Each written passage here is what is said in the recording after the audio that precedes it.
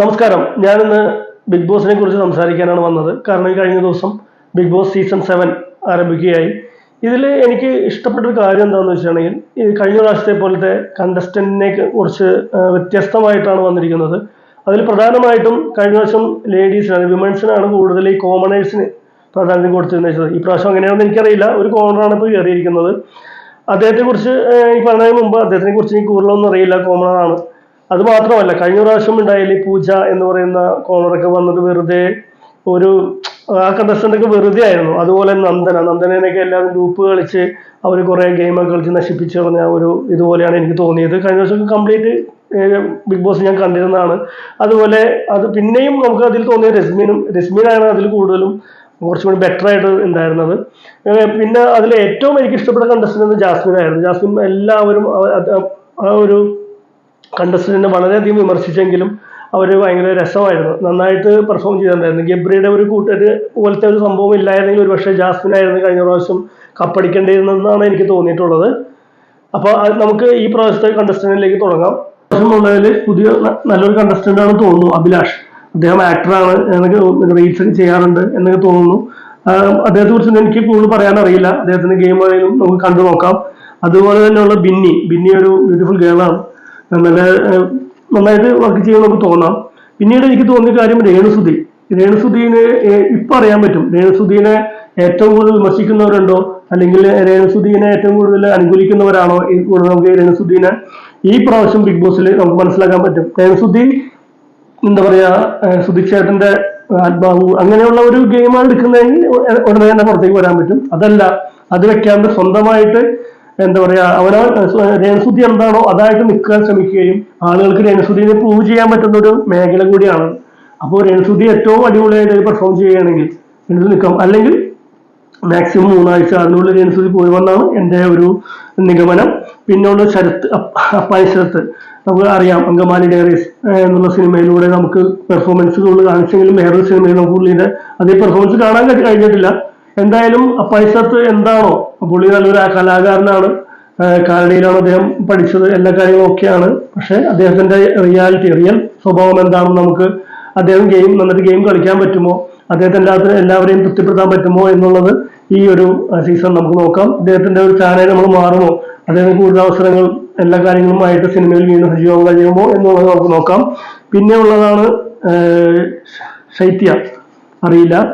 എനിക്കറിയില്ല, അറിയാൻ കൂടുതൽ. പിന്നെ ജസ്മിൻ കപ്പിൾ ഏറ്റവും കൂടുതൽ വിമർശിക്കപ്പെടാനും ഏറ്റവും കൂടുതൽ ആൾക്കാർ കാണാൻ ആഗ്രഹിക്കുന്നതുമായ ഇവരുടെ ഒരു ലൈഫുണ്ട്. ഈ നൂറ ആൻഡ് ആദില, ഇവര് ഒരു ലെസ്ബിയൻ കപ്പിളാണ്. ഇവരുടെ ലൈഫ് എങ്ങനെയാണ് എന്നുള്ളത് ജഡ്ജ് ചെയ്ത് പോലെ ഇരിക്കും ഈ പ്രാവശ്യത്തെ എന്താ പറയാ ബിഗ് ബോസിന്റെ ഒരു സീസൺ പോയിക്കൊണ്ടിരിക്കുന്നത്. ഒരുപാട് പേര് ഉറ്റുനോക്കുന്ന ഒരു സീസണിലെ 2 കണ്ടസ്റ്റന്റ് ആണ് ഇവര്. ഇതിൽ ഏതെങ്കിലും ഒരാൾക്ക് മാത്രമേ വിന്നറാവാൻ കഴിയുള്ളൂ അല്ലോ. അപ്പോൾ എന്തായാലും ഇവർ തമ്മിലുള്ള ഒരു റിയാലിറ്റി അവരുടെ സ്വഭാവത്തിൽ വരികയും അതിൽ നിന്ന് എന്തൊക്കെ വ്യത്യാസം സംഭവിക്കും എന്നുള്ളത് കാണാനാണ് നമുക്ക്. എന്തായാലും ഏറ്റവും കൂടുതൽ ചർച്ച ചെയ്യപ്പെടുക നൂറ് അതിലായിരിക്കും. എനിക്ക് അവരുടെ ഒരു ലൈഫായിരിക്കും ഇതിൽ നമുക്ക് കാണാൻ കഴിയുക. അതുപോലെ രഞ്ജിത്ത് സീരിയൽ ആക്ടറാണെന്നൊക്കെ പറയുന്നു, അറിയില്ല, നമുക്ക് നോക്കാം. എനിക്ക് അയാളെ പറ്റി കൂടുതൽ പറയാൻ അറിയില്ല. ബിഗ് ബോസ് പോയിക്കൊണ്ടിരിക്കുന്നത് നമുക്ക് അതിനെപ്പറ്റി പറയാം. അതുപോലെ റെന ഫാത്തിമിനെ പറ്റി എനിക്ക് വലുതായിട്ട് അറിയില്ല, കൂടുതൽ സംസാരിച്ചിട്ട് കാര്യമില്ല. ഓക്കെ. അതുപോലെ തന്നെ ഗിസിലിനെ കുറിച്ചും എനിക്കറിയില്ല. എന്തായാലും നമുക്ക് നോക്കാം. അവരും കുറിച്ച് എനിക്കറിയില്ല പറയാനായിട്ട്. പിന്നെ ഷാരിക എന്ന് പറഞ്ഞു വെച്ചിട്ടുണ്ടെങ്കിൽ ഹോട്ട് ഷീറ്റിന്റെ പ്രമുഖമായിട്ട് ചാനലിൽ നിന്ന് ഓരോരുത്തർ പൊളിച്ചടക്കുന്നതാണ്. ഇതിൽ ഷാരികനെ ആരൊക്കെ പൊളിച്ചടക്കും? ഷാരികയുടെ ശരിക്കും പിന്നെ റിയാലിറ്റി എനിക്ക് തോന്നുമ്പോൾ ഒരുപാട് ഹോട്ട് സീറ്റിലാണ് ഇരിക്കുന്നത്. അതുപോലത്തെ ക്വസ്റ്റ്യൻസും കാര്യങ്ങളൊക്കെ ചോദിച്ച് എതിരെ ഇരിക്കുന്ന ആളുകളെ ഏറി നിർത്തുന്ന ഒരാളായിട്ടാണ് എനിക്ക് ഷാരികനെ തോന്നിയത്. ഈ ഷാരിക എത്രമാത്രം പെർഫോം ചെയ്യുന്നോ അതനുസരിച്ചിരിക്കും. ഷാരികയുടെ ലൈഫിൽ എന്തൊക്കെയോ കാര്യങ്ങൾ നടന്നു, ഹസ്ബൻഡിനെ കുറിച്ചൊക്കെ പറയുന്നത് കേട്ടിരുന്നു. നമുക്ക് നോക്കാം ഷാരിക എന്തായാലും ജനങ്ങൾ ഉറ്റുനോക്കുന്ന ഒരു കണ്ടസ്റ്റന്റ് ആയിരിക്കും. എല്ലാവർക്കും ഒരുപാട് പേർക്ക് ദേഷ്യമുള്ള ആളാണ്, അവതാരികയാണ് ഷാരിക. കാരണം ഒരുപാട് ഹേറ്റേഴ്സ് ഉണ്ട്. ഇവര് അവരുടേതായ സ്വഭാവം കാണിച്ചിട്ട് ഇതിൽ നിന്ന് മാറി നല്ലൊരു ക്യാരക്ടറൊക്കെ ആയിട്ട് റിയാലിറ്റിയിലേക്ക് വന്ന് സ്വഭാവം ഇഷ്ടപ്പെട്ട് വരട്ടെ എന്ന് ഞാൻ നോക്കുന്നു. അതുപോലെ തന്നെയുള്ളതാണ് ഷാനവാസ് സീരിയൽ താരമാണെന്ന് തോന്നുന്നു. എനിക്ക് അറിയില്ല, സീരിയലൊന്നും ഞാൻ കണ്ടിട്ടില്ല. നമുക്ക് നോക്കാം ഇതിൽ എത്രമാത്രം ഇതാക്കുമെന്ന് നമുക്ക് നോക്കാം. അത് നെവിൻ ഭയങ്കര ഡ്രസ്സിങ് കൊണ്ടും നടത്തം കൊണ്ടും നമുക്ക് എന്തായാലും ഇദ്ദേഹത്തെ കുറിച്ചൊന്നും അറിയില്ല. നമുക്ക് കാണുന്ന പോലെ ആയിരിക്കില്ല അദ്ദേഹം ഗെയിം കളിക്കാൻ അറിയാമോ എന്താക്കുന്ന കാര്യം നോക്കാം. അതുപോലെ ഉള്ളതാണ് അനീഷ് വന്നപ്പോൾ തന്നെ അനുമോളെ ചൊറിയുന്നുണ്ടായിരുന്നു. നോക്കാം എന്തായാലും ഈ പറയുന്ന പോലെ അനീഷൊക്കെ എന്താണ് കാണിക്കാൻ പോകുന്നത് എന്നുള്ള കാര്യം അറിയില്ല. പെട്ടെന്ന് ഈ പറഞ്ഞ പോലെ ഗെയിമിലേക്ക് എന്താണെന്ന് അറിയാതെ എടുത്തു ചാടുക എന്നുള്ളത് ഭയങ്കര ബുദ്ധിമുട്ടുള്ള കാര്യമാണ്. അനീഷ് കോമണറാണ്. അനീഷ് തെളിയിക്കേണ്ട ഇത് കോമൺ ആയിട്ടുള്ള ഒരാൾ വന്ന് കപ്പടിക്കാന്ന് വെച്ച് കഴിഞ്ഞിട്ടുണ്ടെങ്കിൽ അത് വലിയൊരു സംഭവമായി മാറും. അനീഷ് അത് കഴിയട്ടെ. അതുപോലെ അനുമോൾ എന്താ പറയാ, അനുമോള് സത്യം പറഞ്ഞു കഴിഞ്ഞാൽ കാണുമ്പോൾ നമ്മൾ ഓരോ ഇനാഗ്രേഷനും ഓരോ പ്രോഗ്രാമിലും കാണാനുള്ള ആളാണ്. അനുമോൾ എത്രമാത്രം ഗെയിം ചെയ്യാൻ പറ്റുമെന്ന് നോക്കാം. എന്തായാലും ഇതിൽ യഥാർത്ഥമായ സ്വഭാവങ്ങളോ കാര്യങ്ങളോ ഒരുപാട് പുറത്തേക്ക് വരാനുള്ളതാണ്. നമ്മുടെ ദേഷ്യങ്ങളായാലും നമ്മുടെ സങ്കടങ്ങളായാലും എല്ലാം ഒരുപാട് നേരം ആക്ട് ചെയ്ത് നിൽക്കാൻ പറ്റില്ല. അനുമോൾക്ക് കഴിവുണ്ടെങ്കിൽ അനുമോൾ ജയിക്കുമെന്ന് നോക്കാം. എനിക്ക് ഒട്ടും ഒരു ഇതില്ലാത്തൊരാളാണ് അനുമോള്. എനിക്ക് സപ്പോർട്ട് ചെയ്യുക മാത്രമല്ല, സപ്പോർട്ട് ചെയ്യില്ല എന്നല്ല പറഞ്ഞത്. അനുമോൾക്ക് ഒരു അത്രയും ഗെറ്റ്സ് ഉണ്ടോ എന്നുള്ള കാര്യം സംശയമാണ്. അതാണ് ഞാൻ ഉദ്ദേശിച്ചത്. നോക്കാം അനുമോള് എങ്ങനെയാണ് വിജയിക്കുമെന്ന് നോക്കാം.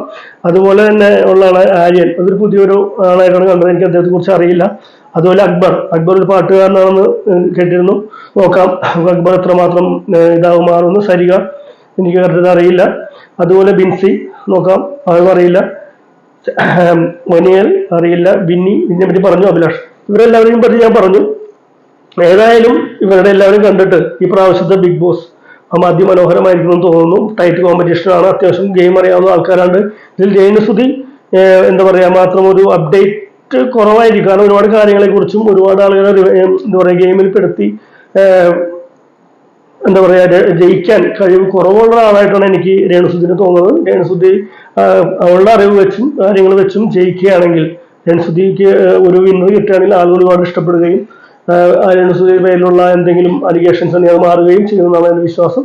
അതുകൊണ്ട് ബിഗ് ബോസും കാത്തിരുന്ന് കാണാം. Thank you.